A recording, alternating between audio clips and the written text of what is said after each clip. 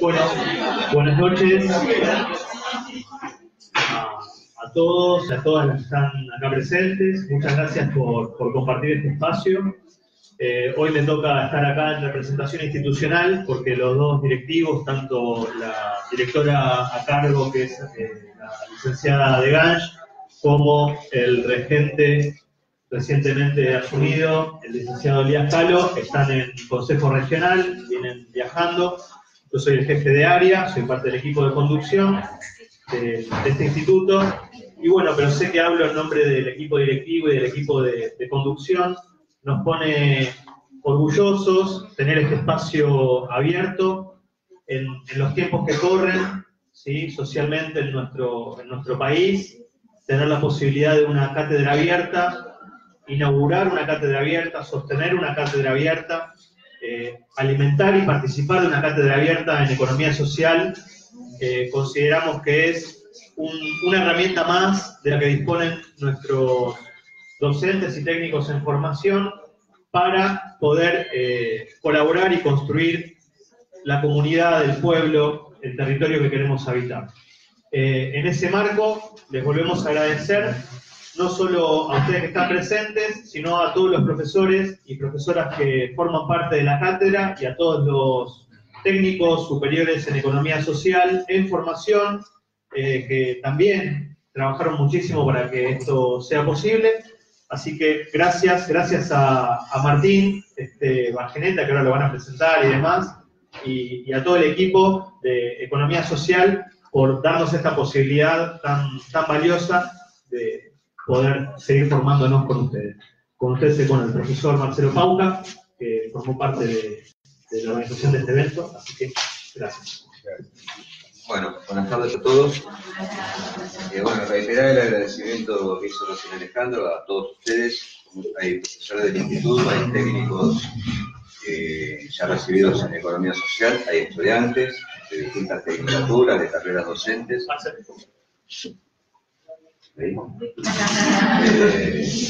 Y también tenemos la visita de unos amigos de Pinamar, que les quiero agradecer especialmente. Más adelante, con ellos hicimos un curso de orientador en economía social y desarrollo local, y bueno, nos sorprendieron hoy con su visita acá en el Partido de la Costa. Contarles que la Cátedra Abierta es un espacio institucional que se generó el año pasado, que ha tenido pocas actividades, pero que bueno, este año hemos decidido desde el instituto ponerla en marcha. ¿Y esto por qué? Porque este es un instituto, todos lo sabemos, pero si contamos a los amigos de Pinamar, este es un instituto de formación docente y técnica. Esto significa que formamos docentes y formamos técnicos en distintas carreras que tienen salida laboral. Y desde hace más de 5 años, dentro del proyecto institucional del 89, hay 2 ejes transversales a todas las carreras, sean técnicas o docentes. Uno de esos ejes es la educación popular y el otro eje es la economía social. Y nosotros hablamos cuando a veces nos dicen, ¿y qué tiene que ver la economía social si yo estoy estudiando enfermería? ¿O qué tiene que ver la economía social si estoy estudiando para ser maestro de escuela? Y tiene que ver porque es una mirada distinta de la realidad. La economía social, ahora lo van a escuchar a Martín con más precisión, pero adelantamos esto. La economía social no es una rama de la economía, es otra mirada de la economía. Nosotros decimos con esto siempre que otra economía es posible, y más en tiempos de crisis como los que estamos viviendo. Es una herramienta que tanto docentes, enfermeros, técnicos en indumentaria, acompañantes terapéuticos, propiamente los que están estudiando economía social, nos brinda herramientas ¿para qué? Para generar, nosotros decimos siempre, para generar asociatividad, para generar esta idea de que podamos unirnos, no en una cuestión, no desde el punto de vista romántico o idealista, sino unirnos coordinando objetivos para poder, entre todos, hacer emprendimientos o, en el caso de los que son técnicos, o transmitir estas ideas en el caso de los que están estudiando para docentes.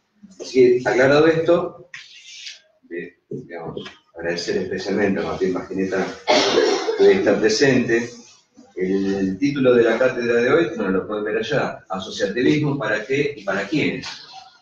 Y el asociativismo es uno de los principios y valores fundamentales de la economía social. Así como las religiones tienen mandamientos, tienen libros que sustentan esa ideología o esa creencia o ese dogmatismo, la economía social tiene varios principios. Pero uno de ellos, y uno de los más importantes, es el asociativismo. Así que vamos a hablar un poco de eso. Perdón. Les cuento que a él no le gusta, pero bueno, Martín, te vamos a presentar.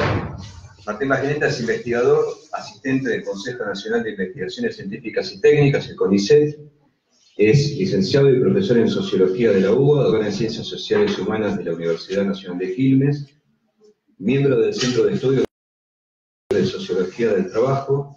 Realizó una visita postdoctoral en la, lo digo en castellano, Universidad en Francia en 2015. Forma parte de un proyecto de investigación de la Universidad Nacional de La Plata. Trabaja desde la sociología organizacional, histórica y rural sobre temáticas de desarrollo regional y agronegocio, en particular del Gran Chaco argentino, y el accionar de las cooperativas agrarias en dicha región. Su libro, Del algodón a la soja, territorios, actores y cooperativas en el Gran Chaco argentino, publicado por la editorial Intercom, da cuenta de la tesis doctoral, un último libro que coordina, entre economía social y el mercado, compila trabajos de América Latina sobre economía social y solidaria. Ha realizado múltiples experiencias de extensión. En los últimos años colabora con distintos actores del territorio, como las ONG de pequeños productores, en diagnóstico y aportes a sus organizaciones. Se desempeña en docencia en la materia Sociología de la Organización, Facultad de Ciencias Económicas de la UBA, en Metodología de la Investigación Cuantitativa, Carrera de Trabajo Social de la UNAG, en Economía Social y Solidaria y Problemáticas Rurales Contemporáneas en la Universidad Nacional de Quilmes. Y esto es solo un extracto de su extenso currículum que fuimos priorizando las cosas más importantes. Una cosa que me faltó decir es que nosotros no concebimos, y esto también está en el proyecto institucional del 89, no concebimos la economía social sin pensar en el desarrollo local. Es decir, es cómo potenciamos nuestros recursos humanos, nuestras fuerzas productivas, nuestra economía, para desde esta otra mirada de la economía social poder, a través del asociativismo, intentar, por lo menos, tener herramientas para poder sobrevivir, más que nada en tiempos de crisis. Dicho todo esto y agradeciendo la presencia, ya los dejo en la palabra de Martín Bajeneta, al que vuelvo a agradecer de Martín que estés aquí hoy.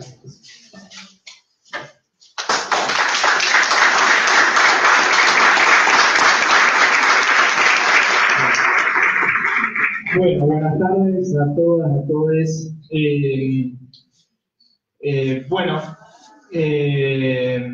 Primero agradecer al instituto, agradecer también, está acá también mi viejo que vive acá en la costa y que también ha sido parte de la posibilidad de contactar a toda la gente del instituto.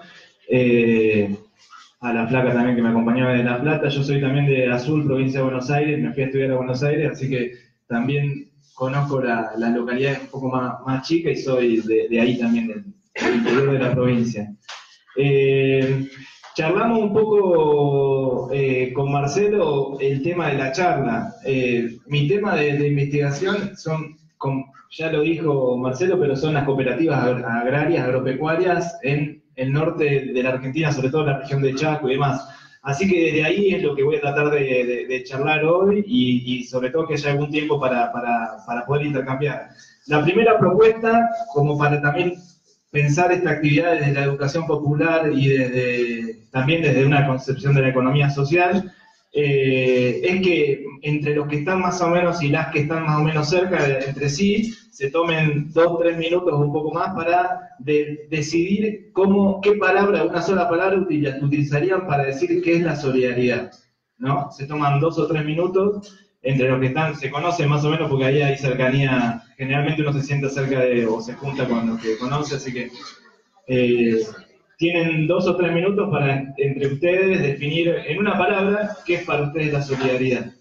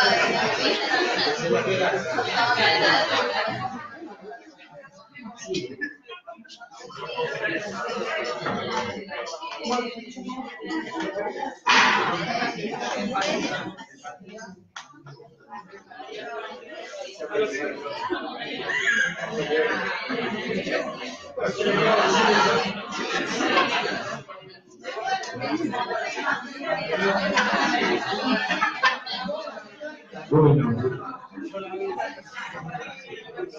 ¿estamos más o menos o todavía no llegaron a...?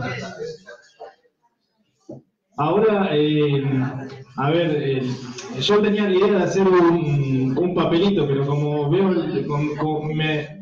me adapto a la realidad de que son muchas, prefiero así grupalmente que... ¿Quién se anima a decir qué palabra decidieron? Sí, compartir. Compartir.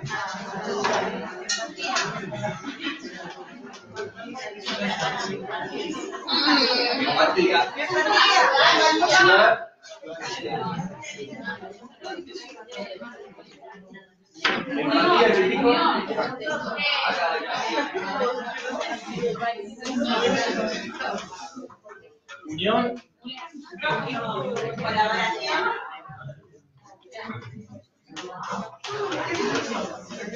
Colaboración.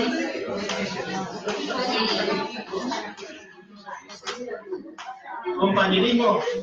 Sí. Cooperar, compañeros, cooperar.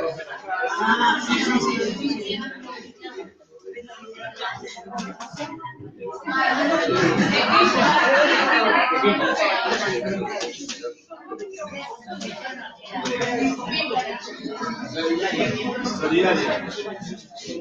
Es más o menos sinónimo. Sinónimo, está bien. ¿La misma? ¿Alguien más? Amor.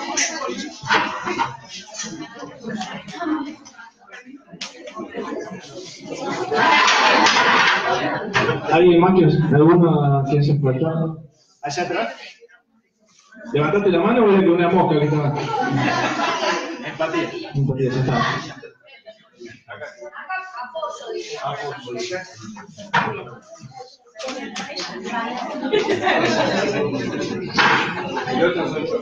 El otro soy yo.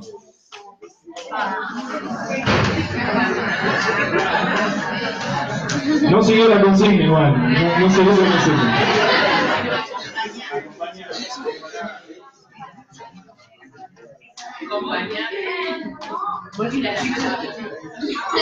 ¿Cómo? Pensar en el otro.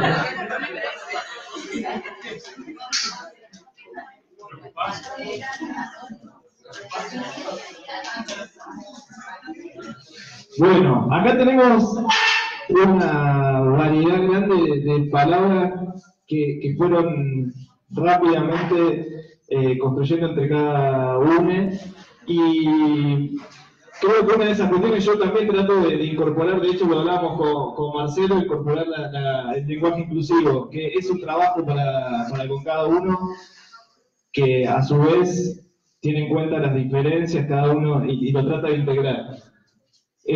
A pesar de que también la palabra sea para discutir o integrar, ¿no? Pero en todas estas palabras que fueron diciendo, hay dos grandes cuestiones que en un diccionario que hay acerca de la economía social que surgen, ¿no? Y que es que hay dos grandes concepciones de la solidaridad y que esas dos grandes concepciones, según este diccionario, que es el Diccionario de Economía Social y Solidaria, que son una, es esa concepción más filantrópica, o que tiene que ver más con lo que podríamos considerar como caridad, y otra solidaridad que es una solidaridad de tipo más vinculado a lo político y la construcción de otra sociedad, ¿no? Hay diferentes grupos, pero está vinculada con estas dos grandes visiones. Yo, en la charla de hoy, la idea va a ser que pasemos por, primero, ver diferentes tipos de, primero, cómo considerar la solidaridad, pensar si hay una sola solidaridad o hay diferentes solidaridades posibles para pensar, diferentes, que ustedes puedan, que nos podamos llevar de esta charla algunas ideas que nos permitan diferenciar la solidaridad en diferentes formas. Y para eso traje, partiendo ya de que pensaba que íbamos a encontrar diferencias en la definición, traje estas imágenes. ¿Qué es la solidaridad? Y ahí puse diferentes ejemplos. ¿Alguna de acá, alguna es de Avellaneda o conoce Avellaneda? Allá. Comí los 3AC la semana pasada. Muy bien. Los 3AC, yo soy fanático de los 3AC, que hay en Sarandí, en Avellaneda. La mejor fugaceta rellena, viví 2 años ahí, perdonen la hora, esta hora, tomando mate, después te voy a pedir otro mate. Los 3AC tienen un gesto que lo caracteriza, además de que es la mejor fugaceta rellena con mozzarella de Avellaneda y del país y del mundo, que es un gesto que habla de un tipo de vínculo económico diferente y que uno lo encuentra en otros lugares, ¿no? En otros lugares donde hay otros vínculos de este tipo, que es básicamente que uno va, come y cuando se está yendo, ahí recién paga, ¿no? Hay un primer vínculo de solidaridad en la cual la construcción de confianza y esa relación con el consumo no es un consumo mediado inmediatamente por la plata. ¿Se entiende? Entonces ahí estamos hablando de un tipo de solidaridad que podría ser un tipo de solidaridad primario, pero que de alguna manera, en el marco de una sociedad como la nuestra y en un mundo capitalista, establece un primer paso de relaciones solidarias en el marco de un mundo mercantil y de relaciones capitalistas. Entonces uno puede ir y hay un grado de confianza en el cual uno come y cuando se está yendo le dice qué comió y eso es lo que la persona le va a cobrar. ¿O no es así? Así es. Rellena. La faena también es muy buena. Bueno, la otra es una cooperativa, que es una relación, es una organización que está organizada con relaciones solidarias y es una cooperativa, en realidad es una cooperativa agropecuaria, que es la Unión Agrícola de Avellaneda, en el norte de Santa Fe, que ya de por sí es una organización que hacia adentro, a pesar de estar en un sistema capitalista, funciona con relaciones solidarias y que como cooperativa, por ejemplo, hoy charlaba en una entrevista en la radio que hacían en el Mar del Tuyú, las cooperativas ya de por sí por existir establecen determinados parámetros, por ejemplo en la venta de los precios de los productos que venden, que son básicamente que generan una baja de los precios de los productos que venden porque no perciben inmediatamente la ganancia.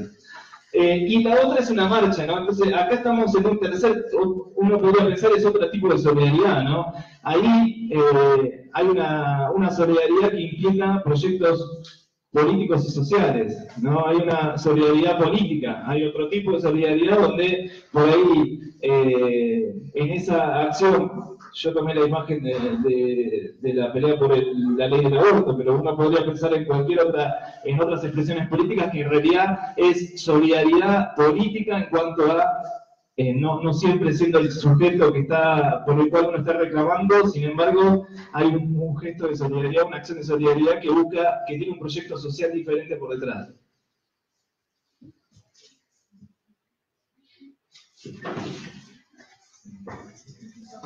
Bueno, ahí lo que yo decía en ese esquema, básicamente, acerca de las relaciones sociales, nosotros entonces decimos, tomando algunas cuestiones de sociología, que hay un sistema económico y social que es el capitalismo, que construye una determinada relación de mercantilización de los vínculos sociales diarios, ¿no? En ese sentido, esa pequeña rebeldía de los tres haces hace que, a pesar de estar en un sistema capitalista, intente generar lazos de confianza y solidaridad que no están. Entonces, primero hay que entender que estamos en ese contexto y que, como plantean diferentes perspectivas de la sociología, hay una construcción de determinado tipo de relación social, ¿no? Esa relación capitalista no es natural, sino que es un proceso histórico en el cual llegamos a estas relaciones, en la cual el dinero, la mercantilización y la división del trabajo y la subjugación de un sector por otro, de una clase por otra, construye determinadas relaciones diarias, y que estas no eran así naturalmente. Digo, en el feudalismo había otro vínculo social, otras relaciones sociales, y el capitalismo trajo estas relaciones particulares. A su vez, hay un tipo de relación propia de estos sistemas que es la racionalidad económica como característica de las relaciones sociales. Entonces, este ejemplo de los tres haces, nosotros vamos a comer y esperamos que inmediatamente nos cobren, ¿no? Hay una inmediata, ya tenemos internalizado que eso es así. Sin embargo, como plantea Weber, hay tipos de relaciones posibles. No, hay diferentes tipos de relaciones posibles en las cuales esos tipos de relaciones pueden tener otros valores. Entonces, aún siendo parte de una sociedad capitalista, podemos compartir otros valores como el valor de la solidaridad. Ahí está.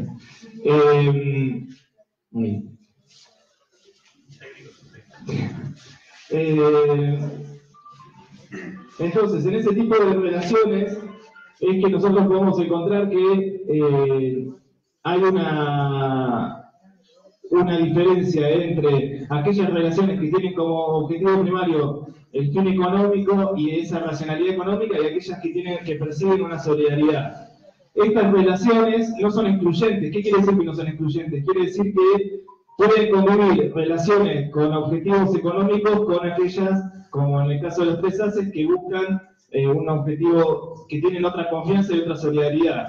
A su vez, esas relaciones se reproducen. ¿Qué quiere decir? Uno establece un determinado vínculo con otra persona de manera solidaria, y estas relaciones tienden a ser reproducidas socialmente. Son históricas porque no siempre fueron así. O sea, estas relaciones de solidaridad que les digo, por ejemplo, en una cooperativa, no siempre fueron así, y hubo un momento en el cual hubo un quiebre y las personas empezaron a comerciar de manera solidaria y a no tener como único criterio la obtención de ganancias. Y son territoriales porque en cada lugar, en cada espacio, se disputan estas relaciones. Y hay una preponderancia de una determinada relación por sobre otras. Este tipo de relaciones tiene como, estas relaciones sociales, se materializa en determinadas organizaciones sociales. Y cuando hablamos de organizaciones sociales, a mí me interesaba también como elemento para la charla, que nosotros pudiéramos tener en cuenta que las organizaciones tienen diferente grado de interés. Entonces, esas organizaciones, si son solidarias, pueden ir desde un grado de solidaridad que sea solidaridad con, por ejemplo, si yo soy un productor agrícola o un productor lácteo, por ejemplo. Si yo soy un productor lácteo, me solidarizo con los productores de mi región, ¿no? O si, por ejemplo, acá me contaban recién que hay puede ser que haya un jardín de infantes, una cooperativa, Cooperativa Cigotas, que es una guardería. Bueno, hay un vínculo de solidaridad ahí. O sea, hay un nivel de solidaridad de intereses de las compañeras que se juntaron para cuidar a los hijos. Hay un nivel de solidaridad. Pero uno puede subir, diría esto tomándolo a Gramsci, a este autor italiano, uno podría decir que ese nivel de solidaridad puede escalar y solidarizarse entre todos los jardines y guarderías de la región, y buscar, por ejemplo, una especie de asociación de todas las guarderías de la región, y a su vez después hay una posible, un paso más, que es cuando puedan juntarse con todas aquellas organizaciones cooperativas o solidarias de la región y conformar una entidad de tercer nivel, hasta llegar a un punto en el cual esa reunión y ese crecimiento en la representación de intereses llegue a un paso político, en el cual puede hacer que esas organizaciones tengan como cuestión la disputa de un proyecto de sociedad para todos y para todas. Entonces ahí hay básicamente, diferentes niveles de intereses, de los cuales habla Gramsci, de posibilidad de representación, ¿no? Esa idea. Y finalmente, otra idea que quería traer para charlar con ustedes es que estas organizaciones aportan a un capital social. Esta idea de capital social, hay un montón de autores, yo ahí ponía la Ruada entre otros. ¿Han oído hablar de capital social? Acá sí. Miré al equivocado. Bueno, capital social, en cuanto entonces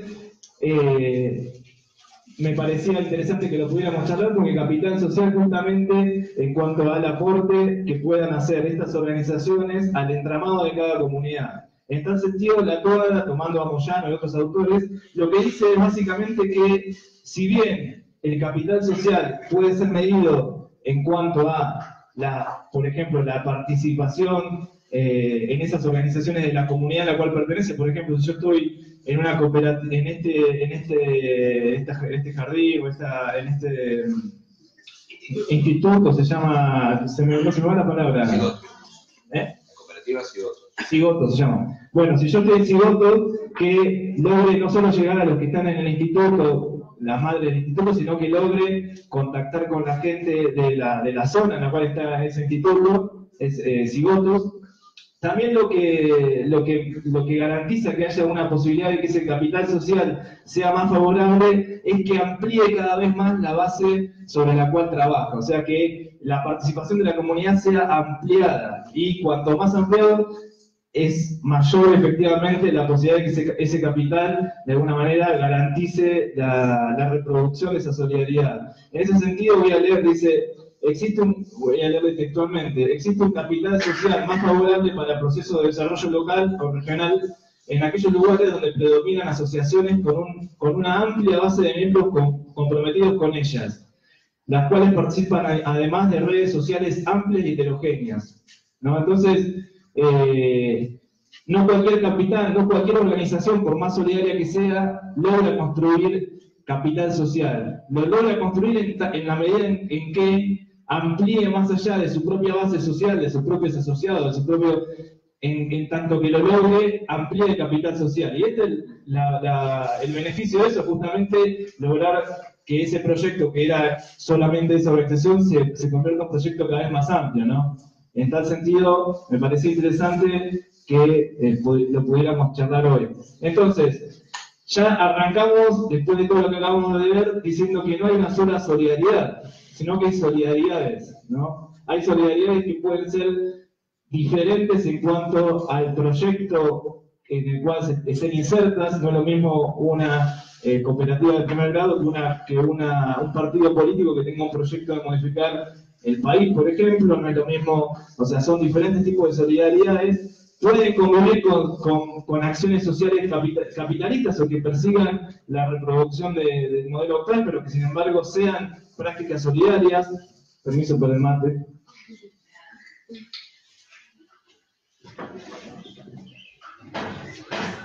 Y a su vez, estas prácticas solidarias pueden o no aportar a un capital social, ¿no? Hasta acá estamos, vamos Entonces hay solidaridades, no hay una sola solidaridad, podríamos hablar de múltiples. Vamos de los 3 haces hasta una marcha a favor del aborto. Bueno, acá quería hacer un breve, voy a tratar de hacerlo breve para que después podamos tener un tiempo para charlar. Esta filmina son historias de solidaridades, ¿no? Entonces, en esta pregunta sobre la cual está planteada la charla, ¿qué organizaciones y para quiénes? Primero, hacer como una historia de esta idea de solidaridad, ¿no? Primero, hay un primero, para no construir un relato eurocéntrico, partimos de decir básicamente que hay experiencias precolombinas y coloniales de la economía social y solidaria. Y esas experiencias precolombinas y coloniales, una de ellas en América Latina, en nuestro continente, son los Aylus. ¿Han escuchado hablar de los Aylus? No. Bueno, los Aylus eran la célula primitiva de los incas, ¿no? Perú, y era una región que era mucho más amplia que Perú, que en el caso de Argentina llegaba hasta Santiago del Estero, es una región amplísima, pero era básicamente una célula solidaria que estaba conformada por las familias de cada una de esas comunidades.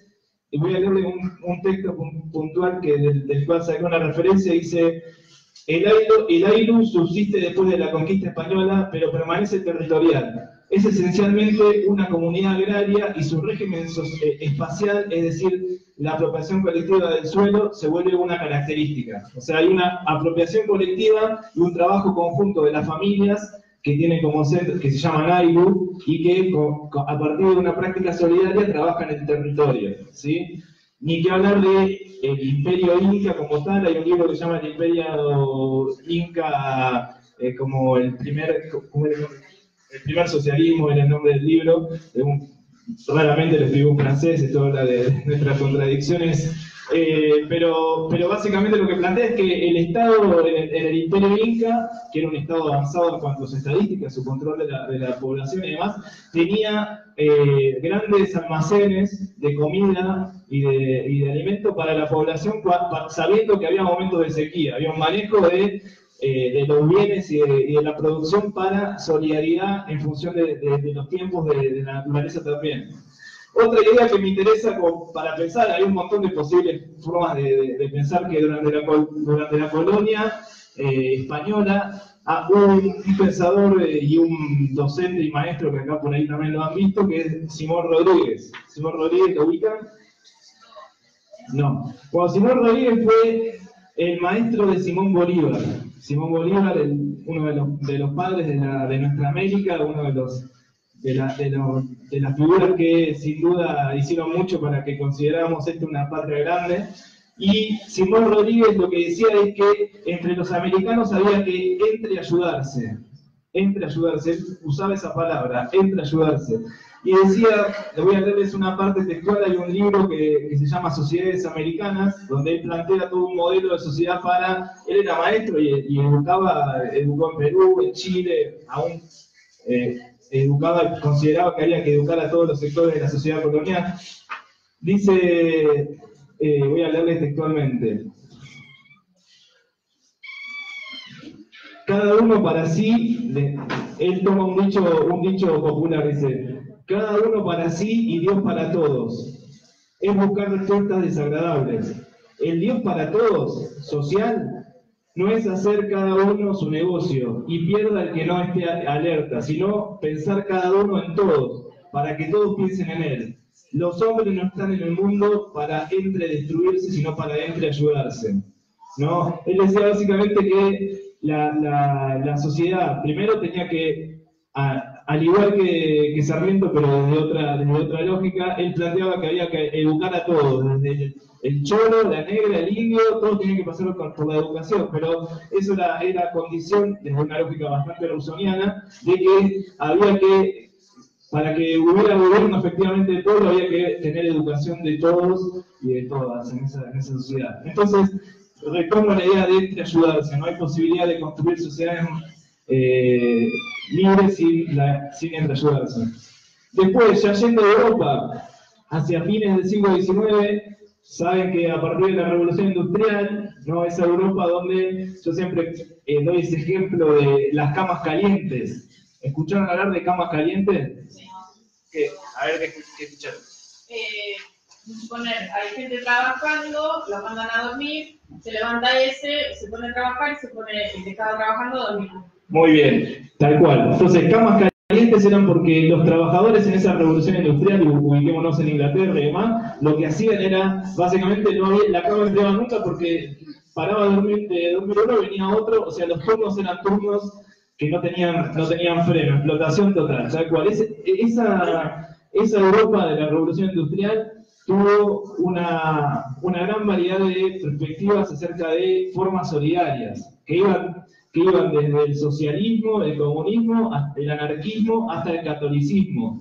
Todas esas formas plantearon hasta experiencias de comunidades organizadas en sí mismas y cerradas en sí mismas, donde producían y consumían todo lo que ellas elaboraban. Era una idea había proyectos de comunidades utópicas que algunas de ellas, como Nueva Inglaterra, se concretaron en sí, a pesar de no haberse logrado generalizar a todo el mundo. En esa idea de esas formas asociativas surgen las cooperativas, algunas de las bases de las cooperativas que conocemos hoy. Los pioneros de Rochdale, esa idea de Inglaterra de trabajadores que se juntaron, tejedores de la industria textil, trabajadores, muchos de ellos se juntaron en solidaridad entre ellos para garantizarse el consumo, garantizarse la vestimenta, hasta la vivienda, la educación. Y en esas primeras formas solidarias, del cual surge el modelo cooperativo, hay una comunidad utópica en la cual se enlazan los valores de la solidaridad, autoayuda, ayuda mutua, el compromiso con el otro, con determinada práctica económica. Ahí justamente en esa unión entre valores y práctica, hay una comunidad utópica que después va a funcionar como una característica del cooperativismo y las demás formas de economía social. ¿No? Nosotros tenemos las mutuales, las cooperativas, las asociaciones, son todas formas de comunidad utópica en la cual se vinculan determinados valores, como acabamos de decir, esta ayuda mutua, la participación, la democracia, con determinada práctica, ¿no? La de cooperar, la práctica de cooperar con esos valores. A lo largo del siglo XX hay dos grandes narraciones acerca de esta comunidad utópica entre doctrina y valores. Y esas dos grandes lecturas son una que es doctrinal, aquellas lecturas doctrinales, y otra que es escisionista, la llamo así. Doctrinal es aquella que construye esa relación entre valores y práctica económica, como que no puede haber variación entre lo que se hace económicamente y los valores. Entonces, es básicamente fuerte la relación entre, por ejemplo, que nunca puede haber alianza de la práctica económica con sectores capitalistas si es una cooperativa. Eso es una práctica extrema, o sea, limitante en lo doctrinal. Que no puede haber decisiones si no hay decisiones de la asamblea, es otra práctica doctrinal extremadamente vinculada al modelo cooperativo, en el ejemplo. En cambio, el decisionista plantea que una cuestión es la doctrina y, por otra parte, puede haber modelos de práctica económica. Ahora, se viene con todo el mar. El decisionista plantea básicamente que mientras que haya cooperación, ya de por sí hay una forma económica y por lo tanto no tiene por qué estar vinculados así con todos los valores de la economía social o en este caso particular del cooperativismo. La otra lectura que me interesaba traer es la lectura del comunismo. Ahí tenemos desde el comunismo esas primeras formas de economía social y solidaria como las cooperativas y demás, se ve de diferente manera a esas experiencias. Por un lado, como eran experiencias en las cuales participaban los obreros, y eran experiencias en las cuales había amplia participación de los sectores, como decíamos, los explotados, entonces se los veía como positivas a esas experiencias. Por ejemplo, Marx decía en El Capital, dice, las fábricas cooperativas aportan la prueba de que el capitalista, como funcionario de la producción, es un personaje superfluo como él mismo. En su altísima cultura considera que es el gran terrateniente. O sea, dice, la forma de fábrica cooperativa da cuenta de que el capitalista no tiene sentido, que la fábrica podría funcionar sin capitalista. Dice, eso es un avance, dice, y es una primera brecha, dice, leo textualmente lo que dice Marx, dice, las fábricas cooperativas de los obreros mismos son, dentro de la forma tradicional, la primera brecha abierta en ella, a pesar de que donde quiera que existan, su organización efectiva presenta naturalmente, bueno, los límites del capitalismo, ¿no? O sea, así como nosotros veíamos en el ejemplo de los 3 haces, que es una pequeña experiencia, a pesar, no es ni por la Somos cooperativa ni demás, pero digo, las fábricas cooperativas, diría Marx, son la primera brecha abierta, una primera posibilidad de demostrar que hay otras formas de organización posibles, y que el capitalismo y la práctica de la persecución de la ganancia y de la racionalidad económica no es la única. Lenin, que desde el comunismo real y desde la experiencia del socialismo real, planteó también qué pasaba con la economía social, en realidad con el cooperativismo. Planteaba que el cooperativismo podía ser un medio productivo en esa revolución rusa del 1917, ¿no? Imagínense que estaba viendo las maneras para toda esa producción de una Rusia que estaba rearmándose, cómo hacer para lograr que no se frenara la economía y cómo hacer para, con lo que había, poder construir ese socialismo que estaban construyendo. Dice, les voy a leer textualmente de Lenin, dice, las organizaciones cooperativas de los campesinos deben recibir amplia ayuda del Estado, tanto financiera como de organización, a fin de elevar la producción agrícola y en particular de transformar los productos agrícolas y mejorar las tierras, ¿no? Pero sin embargo, lo que planteaba Lenin, así como Rosa Luxemburgo, varios dentro del socialismo y del comunismo, planteaban el límite de que había una fantasía, Lenin habla de fantasía en estos términos, había una fantasía en cuanto a la posibilidad de pensar que esas experiencias cooperativas podían existir sin un sistema que fuera diferente al capitalista. Dice, les voy a leer textualmente,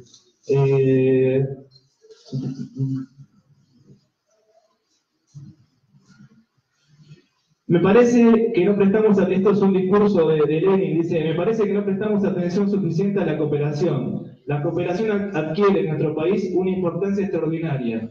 En los sueños de los viejos cooperadores hay muchas fantasías. A menudo resultan cómicos como por lo fantástico.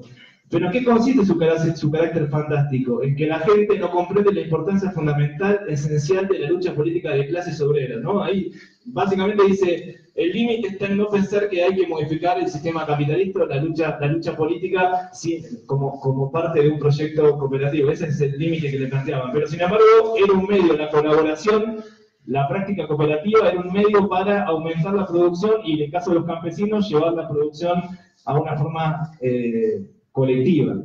Entonces, durante el siglo XX, como parte de esta breve historización, hay diferentes usos de formas cooperativas como gran ejemplo de los estados, tanto capitalistas como socialistas. Entonces, no solo Rusia es parte de eso, sino que uno encuentra trabajos como en la OE, una organización conformada por gobiernos también capitalistas, que consideraban que las cooperativas podían ser un medio para la tecnificación.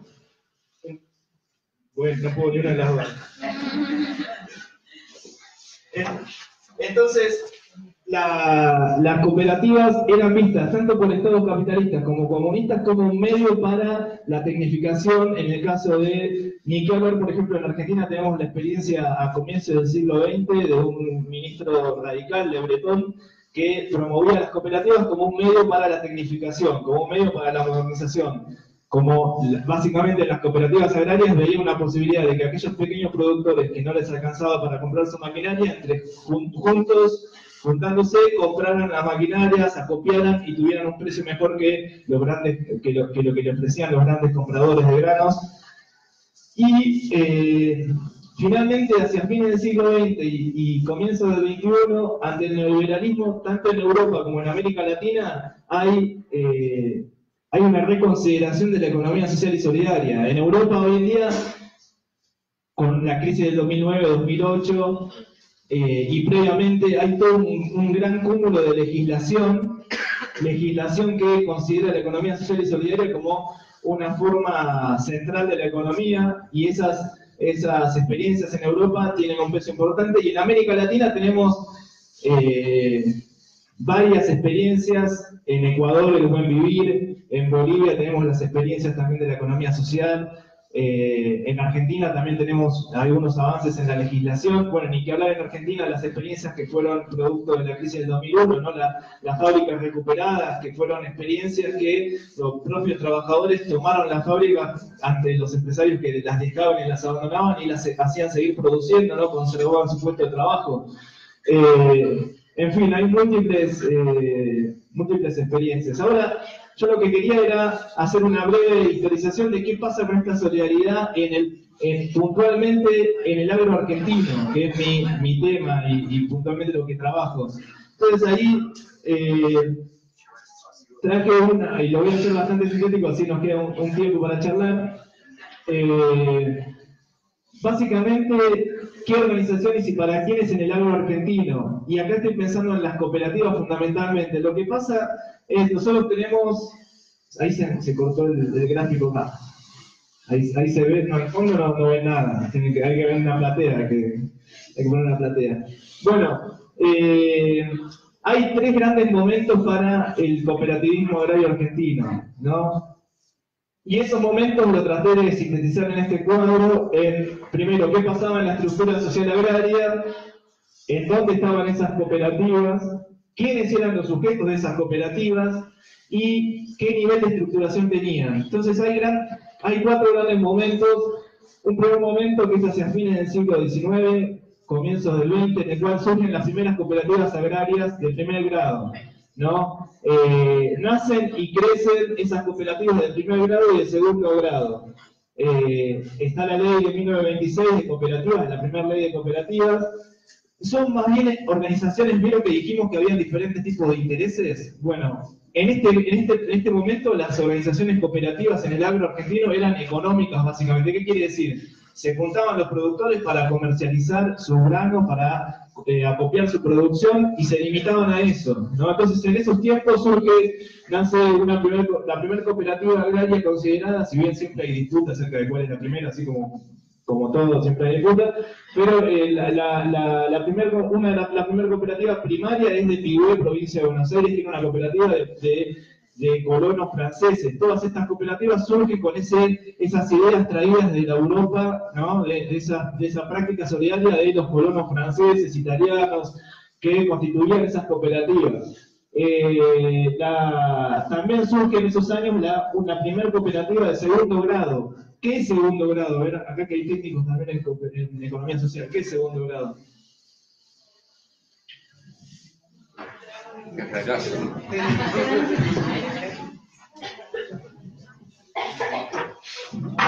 Bueno, voy a dejar.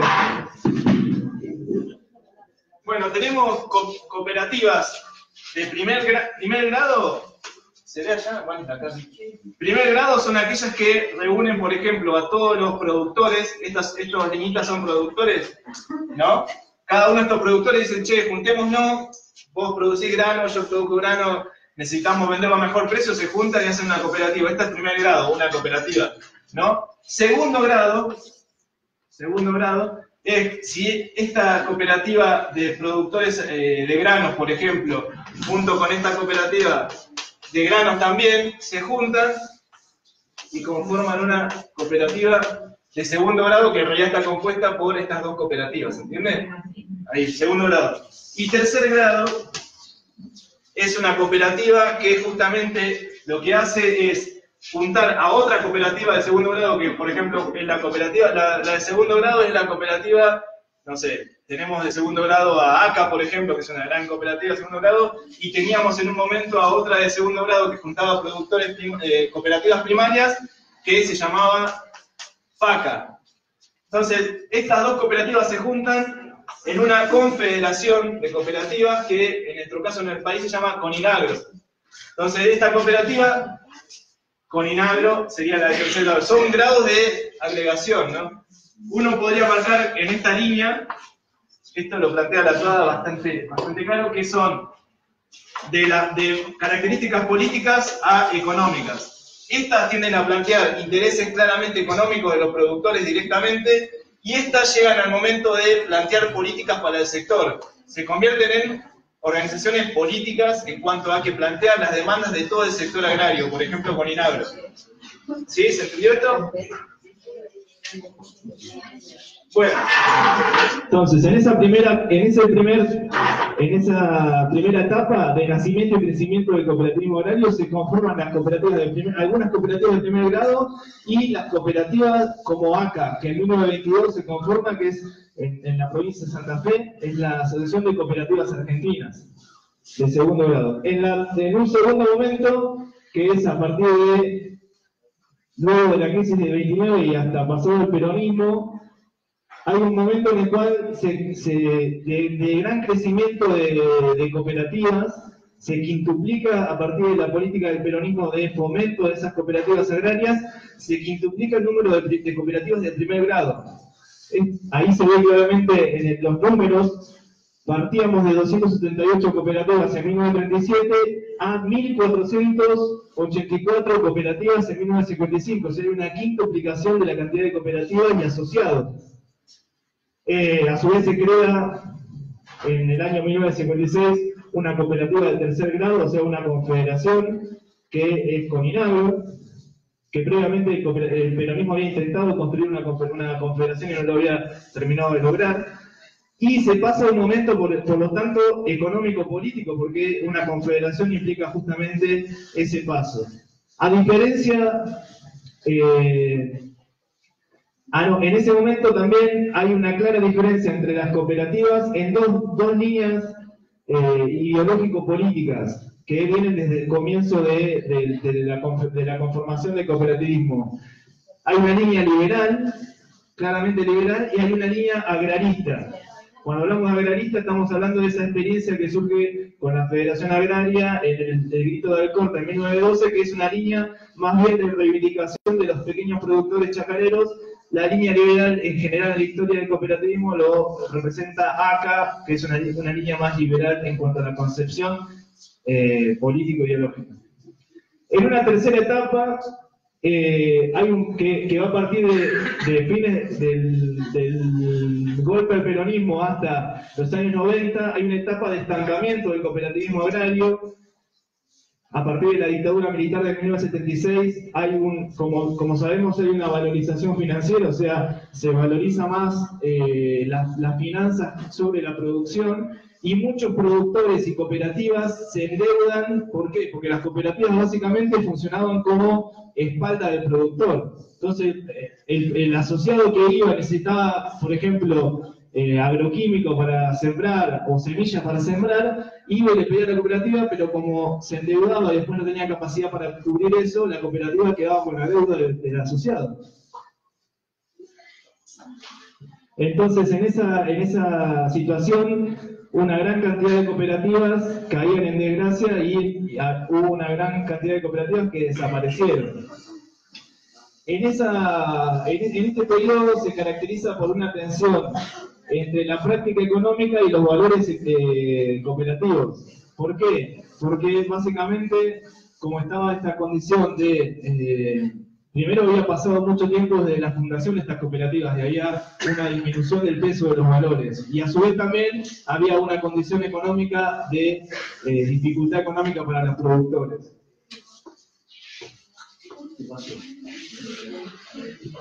Y finalmente la última etapa, que es la etapa que va desde 1990 hasta 2015, hay un proceso de desaparición de cooperativas. Nosotros llegamos al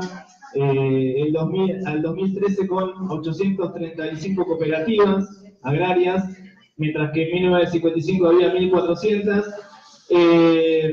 Y aparecen cooperativas también de nuevo tipo, o sea, cooperativas que no existían previamente, en rubros que no había previamente, y hay una disminución del peso de los valores de ese cooperativismo originario, ¿no? Aquel cooperativismo de primer grado que decíamos que venía de los inmigrantes, en el cual el peso de los valores era central.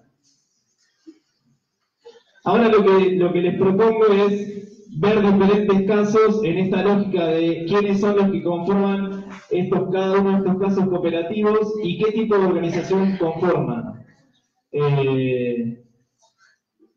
Acá un primer caso que es una cooperativa, en realidad es una asociación en conformación, y quería ver porque, como veíamos hoy, hay diferentes tipos de solidaridades. Entonces, me parecía interesante que de esta charla sacáramos a partir de ver casos, diferentes experiencias en función de qué grado de organización tenían, pero además quiénes eran los que las conformaban. Entonces hice estas tres columnas que son quiénes conforman las organizaciones, qué tipo de organización conforman, y esta idea de FODA que es de una base medio empresarial, pero que puede servir para esta presentación breve. FODA son fortalezas, oportunidades, desafíos y amenazas. Ahí me quedó mal escrito amenazas. ¿Quiénes? Unión y Trabajo es una asociación de pequeños productores, y no pequeños, también hay productores de otro tipo de productos, no solo agrarios, sino también, por ejemplo, hay es una colonia del norte santafesino, una pequeña colonia de menos de 1.000 habitantes. Hay mujeres que producen dulces también, hay otras integrantes que producen panificados. O sea, es una asociación en conformación. A Unión y Trabajo la conforman 80 habitantes que son productores pequeños, como les decía. Es una colonia rural de una región marginada del norte santafesino. Tiene un fuerte peso de los recursos estatales de diferentes niveles, o sea, hay desde proyectos de bosques de los cuales los productores utilizan recursos, hasta proyectos de gobierno provincial que los productores también tienen en cuenta. ¿Qué tipo de organización surge de estos productores pequeños descapitalizados? La TUADA lo llama protoasociativa, una forma protoasociativa. ¿Por qué? Porque no está formalizada legalmente, se reúnen, tienen un acta, toman nota, tienen un grado de organización, pero no está formalmente, no tiene forma legal. No tiene forma legal. Tiene una conformación para obtener recursos, básicamente. Tiene una baja estructuración, que quiere decir, hay una secretaria y después los participantes, pero no hay un escalafón administrativo que les permita administrar los recursos. De hecho, en esta asociación tiene como característica que los recursos se los administra una ONG que está aparte. Y tiene como característica de los intereses una base económica y política. ¿Por qué económica y política? Porque como son básicamente muchos de esos de la agricultura familiar, es un sector que tiene una gran representación en cuanto a la disputa por la defensa de su medio de producción y su medio ambiente. ¿Cuáles son las fortalezas que tienen a partir del año, de los últimos años, de los últimos 5 años, 6 años? Tuvieron un crecimiento y convocatoria en aumento, eran alrededor de 10, 11 integrantes y pasaron de 80 porque tuvieron un plan de cuidado de bosque en el cual con ese plan, que como ustedes por ahí no lo sé si saben, pero en esa zona, en esas regiones, tiene un problema de deforestación grande por el avance del agronegocio, ¿no? Del modelo de soja que come bosque y deforesta toda esa región. Entonces, hay un plan de recursos para que estos pequeños productores no se vayan, pero a su vez generan esta organización un crecimiento en la convocatoria porque se acercan a ser parte de la organización para poder obtener estos recursos. La oportunidad es consolidarse en tanto organización de la localidad sumando actores. O sea, cuando digo sumando actores es lograr, no esto que veíamos previamente, lograr ampliar el capital social, esa es la oportunidad.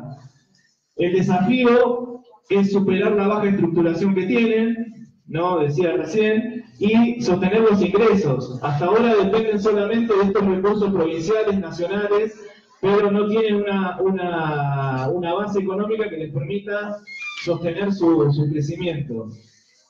Y la amenaza es desarticularse por las pujas internas que tienen como organización. Hay diferentes referentes que disputan esa organización. Ahí vemos una foto de un productor ganadero. Arriba es una reunión que tuve con el grupo de los asociados, que conocí en octubre del año. Estuve haciendo entrevistas y charlando con ellos en octubre del año 2017, el año pasado. Y abajo, un productor agropecuario, sobre todo vacuno, la producción del productor, pero es un pequeño productor de ahí del norte santafesino.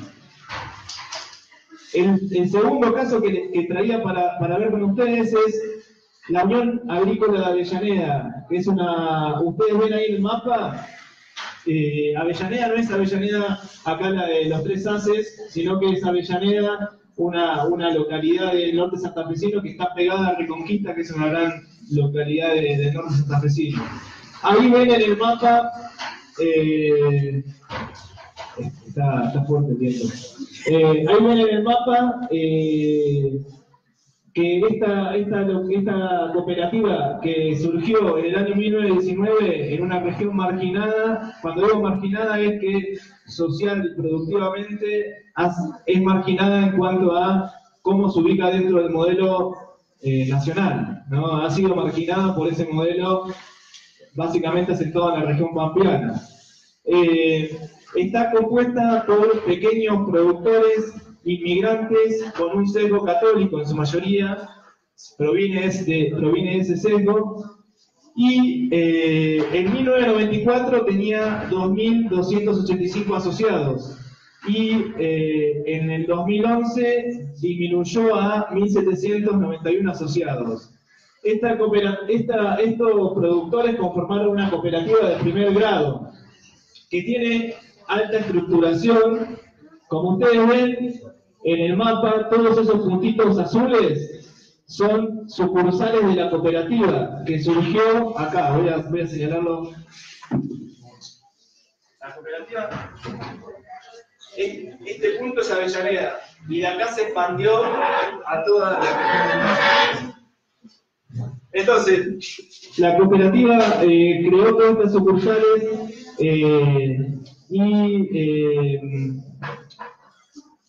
la característica que tiene esta organización es que está actualmente organizada en torno al agronegocio.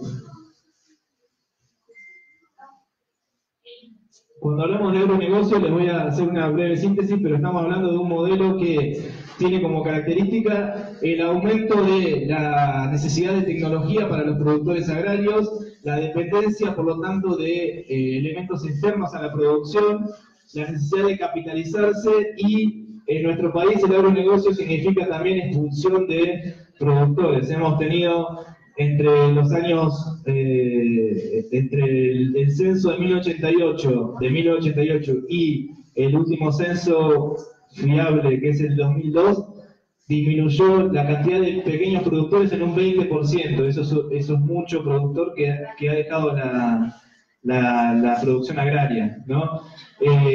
O sea, esta cooperativa como tensión tiene básicamente que, si bien es una de las cooperativas agrarias que se mantiene con fuerza y tiene expansión territorial, sin embargo, a pesar de tener esa característica, tiene algunas dificultades en cuanto a que está perdiendo cantidad de asociados, en cuanto a que su expansión territorial no incorpora asociados, sino que se expande solamente para acopiar, se expande a otras localidades y busca acopiar granos. y que hay un cierto rango de empresarialización. Cuando hablamos de empresarialización, básicamente estamos hablando de que los cargos gerenciales, la gerencia, sobre todo el gerente y la administración de la cooperativa toma decisiones que deberían ser tomadas por los asociados, ¿no? Entonces, para una cooperativa, estamos hablando de otro tipo de solidaridad, diferente a aquella asociación previa que no tenía ni forma jurídica ni nada. En este caso es una cooperativa conformada con casi 100 años de historia, pero que sin embargo, a pesar de estar financieramente bien estructurada y fuerte, sin embargo tiene estas debilidades, no tiene participación de los socios, se expande y no incorpora asociados. Esa es una debilidad para, acuérdense la idea de capital social que vimos. Finalmente traje un caso agrario, y ya para ir terminando, que es de Francia. Como contaba recién Marcelo cuando leyó esa pequeña presentación, estuve en Francia, en la zona de la región que es en el sur, si no me equivoco, sudeste, que es la región Poitiers. Estuve en el 2015. Esta experiencia que se llama Fromagerie du Pays Moté, que acá Agustina puede corregir si pronuncié mal o bien, pero que es eso, que son básicamente, fromagerie quiere decir quesos. Entonces producen quesos, es una, vamos a ver ahora, es una cooperativa que estaba en proceso de configuración en ese momento. Yo ahí lo que les quería contar es que, ¿por qué surge esta cooperativa? Pensando en quién y en el qué, ¿no? En el 2014 cierra una fábrica de quesos de esa pequeña región de Francia, en un contexto en el cual tenemos una Unión Europea que en la apertura de cierto grado comercial había competencia de producción primaria de leche de otro de los países integrantes de esa Unión Europea, y por lo tanto Terra Lacta, que es una cooperativa muy grande de segundo grado de Francia, decide aliarse con una empresa francesa también, y decide cerrar puntos de sus asociadas. Dijimos que las cooperativas de primer grado eran las zonas asociadas. Terra Lacta vendría a ser acá esto. Entonces decide cerrar una de sus fábricas de producción de queso. Entonces, ante esa decisión de su cooperativa de segundo grado, esta asociación en proceso de conformación, en el año 2015, decide crear una cooperativa de agricultores, consumidores y asalariados, que son básicamente esta pequeña localidad. O sea, es una cooperativa que reúne a todos estos, tanto agricultores, consumidores, como asalariados. Y está compuesta por 16 trabajadores y 8 consumidores, y no tengo el número total de productores, pero no superaban los 10 productores. Les pongo abajo puse algunas de las entrevistas que hice, y por qué deciden empezar a conformar esta fromagerie, esta fábrica de queso, en realidad cooperativa de tanto productores, consumidores como trabajadores. Dice, nosotros decimos que queremos ser siempre pequeñas cooperativas, no queremos agrandarnos porque lleva a la sobreproducción, dice una de las integrantes de la cooperativa. Dice, para nosotros el objetivo de las cooperativas es ser locales, que trabaje gente del lugar, que cada uno pueda aportar, y eso con las grandes cooperativas no pasa, ¿no? Entonces estamos viendo un tercer caso, un tercer ejemplo, donde es una asociación, en el caso francés, ¿no? Ya estamos en otro país, pero que es una asociación que se escinde de un segundo grado porque no tenía posibilidad de cuidar su producción local, ¿no? El queso ya pasaba a estar, la fábrica de queso pasaba a estar en otra localidad y era eliminada la fábrica de esa localidad. Finalmente, síntesis y aportes, como para ver si tenemos algún ratito para si es que hay alguna pregunta. En los momentos de crisis hay posibilidades de creación y destrucción. Eso lo veíamos en el ejemplo en la línea de tiempo histórica de ese cuadro, ¿no? Teníamos momentos ese momento en el cual la Argentina agroexportadora, por ejemplo, ponía en crisis a los chacareros y ponía en crisis a los pequeños productores, surgen las primeras cooperativas agrarias, ¿no? En el momento en el cual el agronegocio expulsa productores en los años 90, a partir de los años 90, surgen asociaciones de, por ejemplo, una asociación que se llama Mujeres en Lucha, ¿no? Que son Mujeres Agrarias en Lucha, que es un movimiento de mujeres que lo que hacía básicamente era defender que no les sacaran de sus propiedades. Entonces, para esos momentos de crisis hay creación y destrucción de organizaciones. Los tipos de organización, que esto es un aporte también para charlar, los tipos de organización, ahí taché, no dependen solo de decisiones individuales, ¿no? Los tipos de organización tienen que estar, y esto como para acá las compañeras que están en ese, ya no me voy a acordar nunca el nombre, César Díaz. Lo mismo le digo a las estudiantes y estudiantes que tengo en la universidad, le digo, vos decime tu nombre, pero después no me lo voy a acordar, tengo un problema gigante con eso. Le digo, entonces, no, los tipos de organización no pueden depender de decisiones únicamente individuales, sino que tienen que tener en cuenta las condiciones de un sistema económico determinado, en qué condición estamos. Digo, no es lo mismo un momento en el cual hay un Estado que regula, que no regula, hay una presencia hay un aumento de las lógicas capitalistas que cuando no lo hay. Hay que tener siempre en cuenta las necesidades que están en la base de esa organización para tomar las decisiones, o sea, quiénes están en la base de esa organización, porque por ejemplo, si yo tengo como esta cooperativa francesa que se estaba conformando, si yo estoy en una cooperativa y me asocié a una cooperativa de segundo grado y esa cooperativa toma decisiones que están en contra de su base de asociados, entonces hay un problema que parece elemental, pero muchas veces las organizaciones se autonomizan y terminan tomando decisiones por intereses más bien de la gerencia o de otras partes de la organización, que también hay que tener en cuenta para esas decisiones que tomemos en el tipo de organización. El proyecto societal, cuando hablamos del proyecto societal, en términos de lo que veíamos como concepto de Gramsci, pensar a qué proyecto va a aportar o no esa organización, dentro de qué contexto político y si efectivamente va a poder aportar un proyecto alternativo de sociedad o si simplemente va a quedarse en el plano económico. Y ahí es un proceso de maduración interno. Y en relación con ese proyecto societal, hay que también pensar en qué grado esa organización, y acá estamos también los compañeros que vinieron de Pinamar, en qué grado esa organización va a aportar al capital social, y en tal medida, si aporta al capital social, cómo se fortalece también la organización, porque aportando a la comunidad también genera vínculos que le dan mayor sustento propio a la organización, esa idea de capital social. Finalmente, lo sinteticé en no poner el carro delante del caballo. Digo, estructurar las organizaciones y pensar las organizaciones en función de las necesidades y no al revés, ¿no? Si yo, por ejemplo, como la cooperativa santafesina, me expando, pero eso lo hago en función de que necesito más capacidad de acopio y no en función de que mis asociados, algunos están desapareciendo. Digo, lo planteo en términos muy simples, pero como para pensar ese ejemplo, ¿no? La organización, ¿en función de qué se va a estructurar? ¿Se va a organizar en función de las demandas económicas o se va a organizar en función de una base social determinada?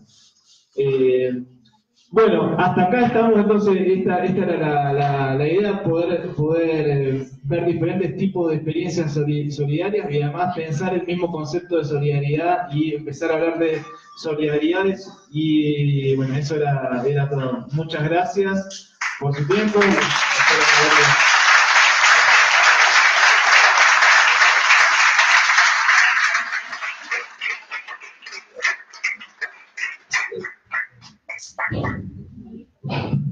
¿Preguntas?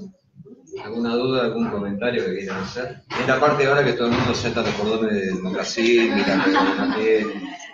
pero aprovechemos la presencia de Martín para realmente alguna inquietud, alguna reflexión, si les gustó o no les gustó. Hagamos un cierre participativo, que también es uno de los valores de la economía social. Yo tengo una pregunta, en realidad.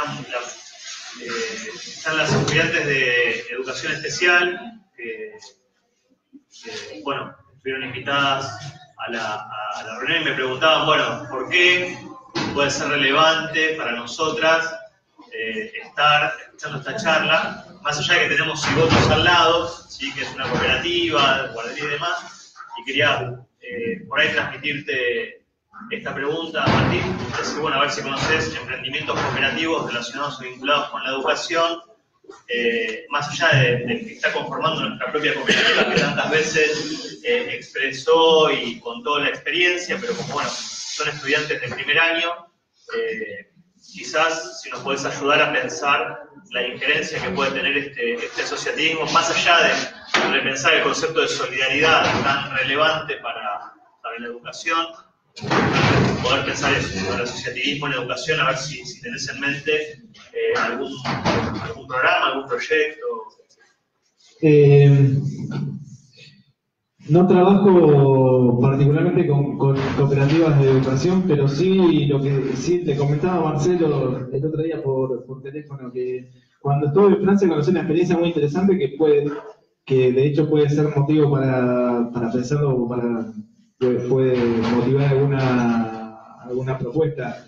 Por ejemplo, estuve en un máster de economía social, una maestría, y los estudiantes tenían como parte de la cruzada de la maestría conformar una radio entre ellos cooperativa y llevar adelante todo el trabajo de la radio, de la conformación de la radio y la programación de la radio de manera cooperativa. Digo, me parece que una de las cuestiones también es que ese cooperativismo no pase de lo teórico a la práctica.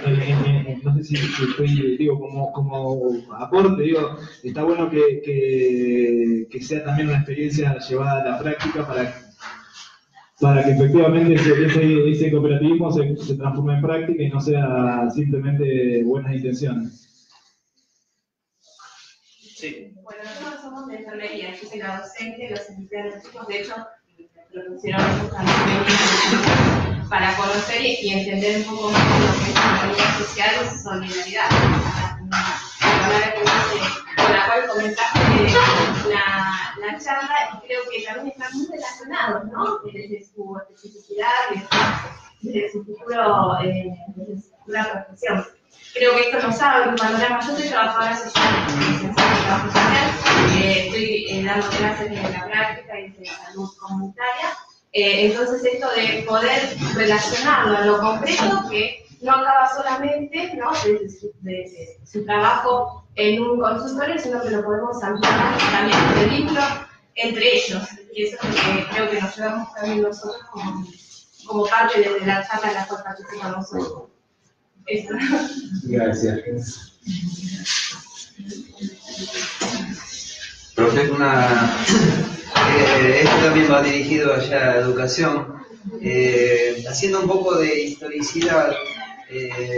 Luego del 2001, cuando fue la gran crisis, sepamos, quizás muchos ya lo saben, que muchas de las cosas que después tomó el Estado partieron de asociaciones solidarias que eran de tono informal. Por ejemplo, la ocupación los sábados de las escuelas en el 2001 no era una herramienta del Estado. ¿Por qué se ocupaban las escuelas los sábados en el 2001? Porque había que organizar un comedor. A veces no había un comedor barrial y se transformaba el comedor barrial o comunitario en el único lugar donde estaban los implementos, los elementos, que era la escuela. Hoy que estamos en una situación también de crisis, pensemos que el asociativismo va a ser una herramienta válida a la hora de recomponer esta red que hace falta para no pensarnos en la salvación individual, sino en la salvación colectiva. Y digo esto, por eso hace falta muchos docentes comprometidos con esta idea de la economía social y de la educación popular.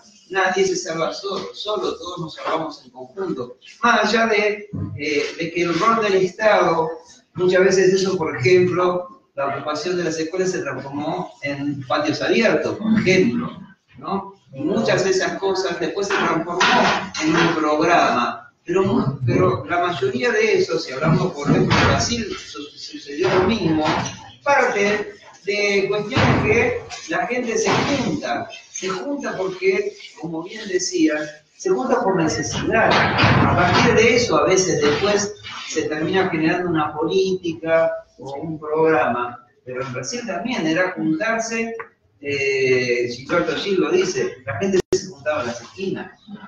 Después se armó un programa. Entonces pensamos en esa clave, va a ser importante porque en el futuro va a hacer falta muchos educadores populares para recomponer un tejido que hoy está roto. Y un aporte más para lo que decía Alejandro y para las chicas. Yo soy docente en cuarto año de educación especial y doy formación laboral. Van a tener, y muchos de los conceptos que dijo Martín de economía social y de cooperativismo lo vamos a ver porque hay cooperativas de chicos especiales que tienen elementos gastronómicos y eso, así el concepto de lo que vieron ahora les va a servir para la materia de mejor. Sí, por ahí en la historia de lo que en ese cuadrito de 4 etapas hubo, como decía recién, ¿cómo la pregunté?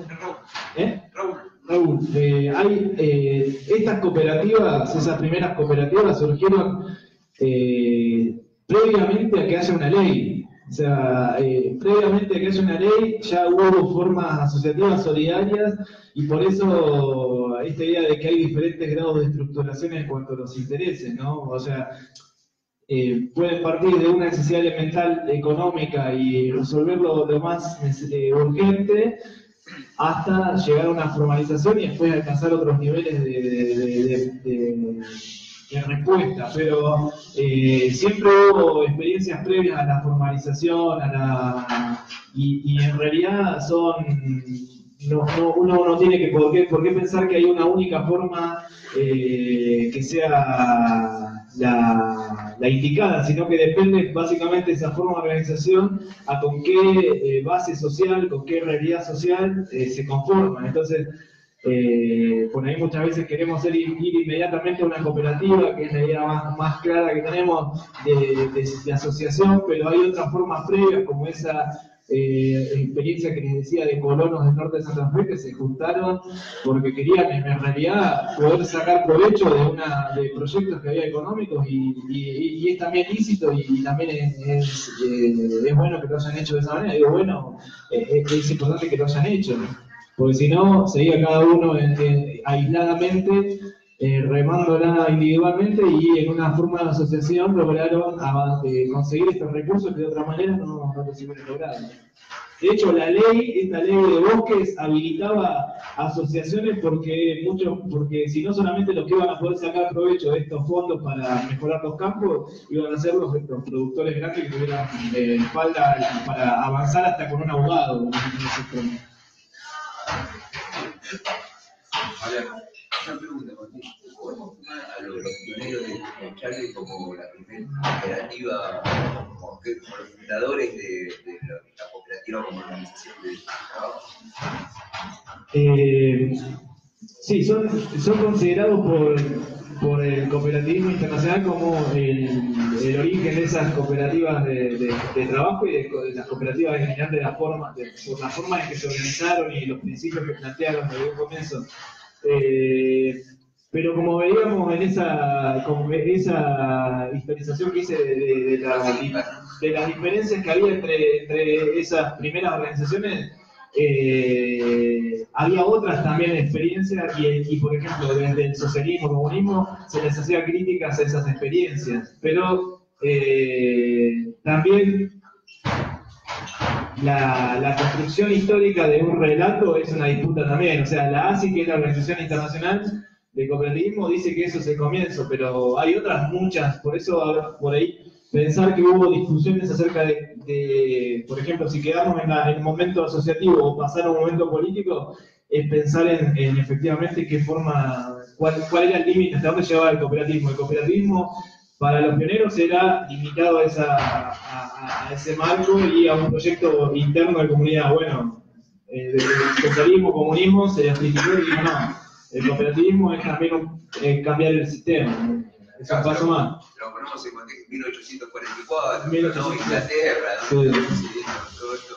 Hoy, paradójicamente, no tenemos un argentino, Ariel Huarco como presidente de ASI. Y ASI, sí, el presidente de ASI, la verdad que es una gran noticia.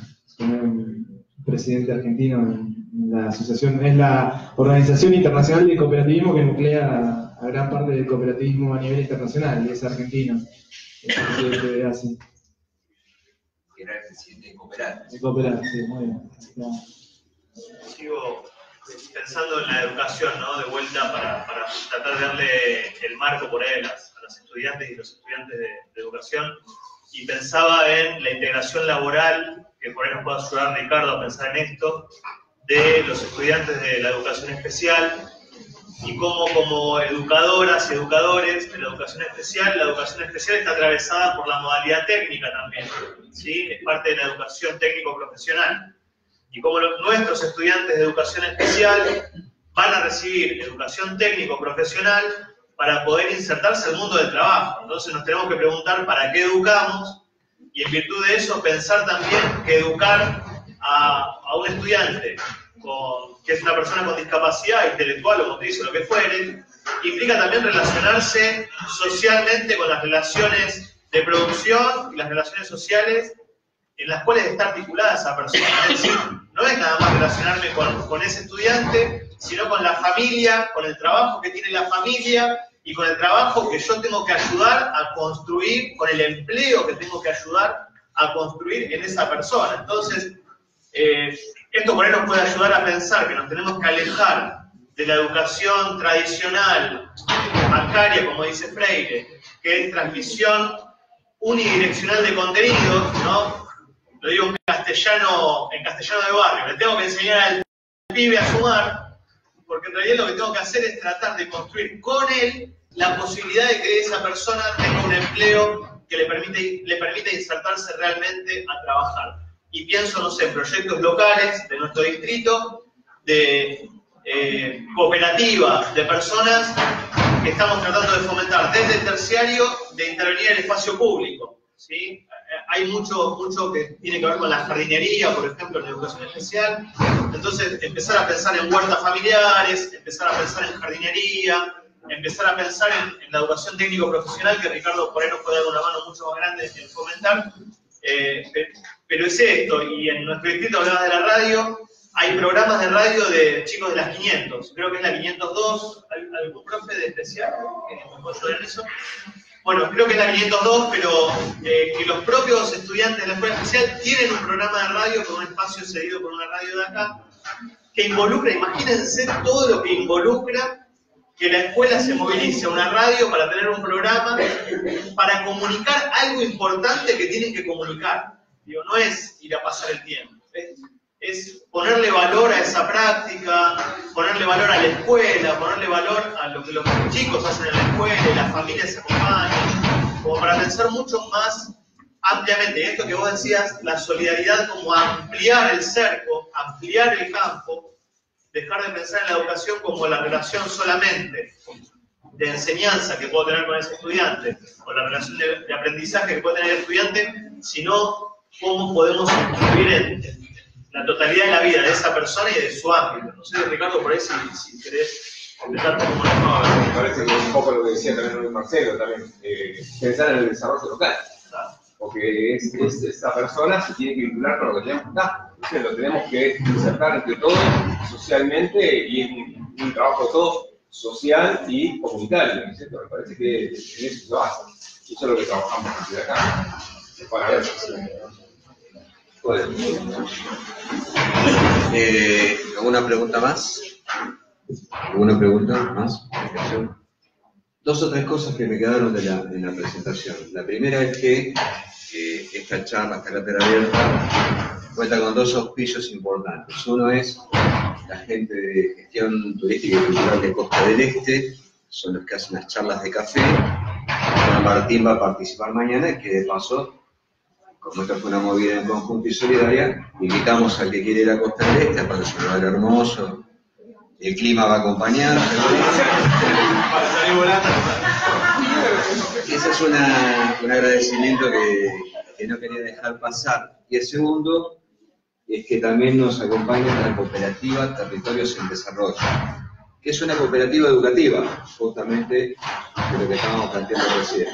Pero es educativa a partir de los directores de terciarios como este, que se fueron juntando a lo largo y ancho del país hace 10 años más o menos, y con estos principios que estuvimos hoy escuchándolo a Martín, constituyeron una cooperativa nacional, federal, educativa, con representación en las 24 provincias.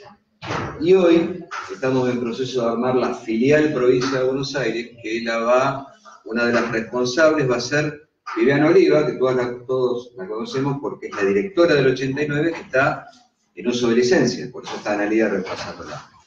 Así que es importante también tener en cuenta que digamos, más allá de todo lo que vimos, hay cooperativas, hay herramientas, hay instituciones que nos pueden ayudar. De hecho, esta cooperativa armó los cursos de orientador en Economía Social y Desarrollo Local de los compañeros de Pinamar, lo estamos haciendo con los alumnos de la Tecnicatura de Economía Social y Desarrollo Local. Y ese es un poco el paraguas institucional que, además del instituto, la cooperativa nos brinda, con herramientas y demás. Lo otro que les quiero decir es que tenemos una página, viene la parte de avisos comerciales, tenemos una página en Facebook que se llama Cátedra Abierta Economía Social 89, que les pedimos, si les interesó la charla, si les gustó, vieron que ahora se dice, nos gustaría que nos des un like. No, nosotros queremos que no solo pongan me gusta, sino que participen, porque todo esto está siendo transmitido en vivo por esa página de Facebook. Quiere decir esto que cuando terminemos la charla, el video, toda la charla completa va a estar en esa página de Facebook. Pero además, Martín nos va a dejar el PowerPoint, las filminas con las que él dio la charla, que van a estar subidas ahí también. Y es una forma de empezar a estar conectados. Nosotros en la economía social hablamos mucho de redes. Empecemos a enredarnos, porque, y termino yo con esta reflexión, ¿no?, que siempre la planteamos. Quien está estudiando enfermería, ¿cómo se visibiliza cuando sea profesional? Con un uniforme y una jeringa en la mano, para ponerlo en términos, ¿no? Quien estudia para maestro, la maestra, ¿cómo se visibiliza? Delantal y un grupo de pibes a los cuales le tiene que enseñar, como decía Alejandro, a sumar y a restar. Los que están estudiando paisajismo, gastronomía, tienen una mirada. Y yo siempre les pregunto a los chicos de economía social, ¿y ustedes cómo se visibilizan? Siendo técnicos de economía social. Ahí empieza sería como ¿viste? Entonces es difícil poder visibilizarse porque nosotros venimos de una educación bancaria, como decía Alejandro. ¿Y eso qué significa? Que nos formaron para transmitir conocimientos. Los docentes no escuchamos digamos, en la tradición, no nos importa lo que le está pasando a nuestro alumno, no sabemos por qué no viene, no nos importa si comió, si no comió, si tiene problemas. Bueno, este cambio de paradigma, este cambio de lógica, tiene mucho que ver con la economía social. Por eso, para quienes están estudiando carreras docentes, incorporar la mirada de la economía social me parece que es muy importante. Y lo paradójico, lo digo con cierto resquemor, es que hay más estudiantes del terciario de la parte educativa que de las carreras técnicas, de paisajismo, de gastronomía, que en realidad estas herramientas le van a servir para cuando empiecen a ir al campo laboral, porque ¿por qué el instituto tiene esta política transversal de la economía social? Porque antes, ¿qué hacía el instituto? Generaba profesionales, le daba el diploma, le daba la mano y le decía suerte, a pelársela, a pelarse los codos en el mercado.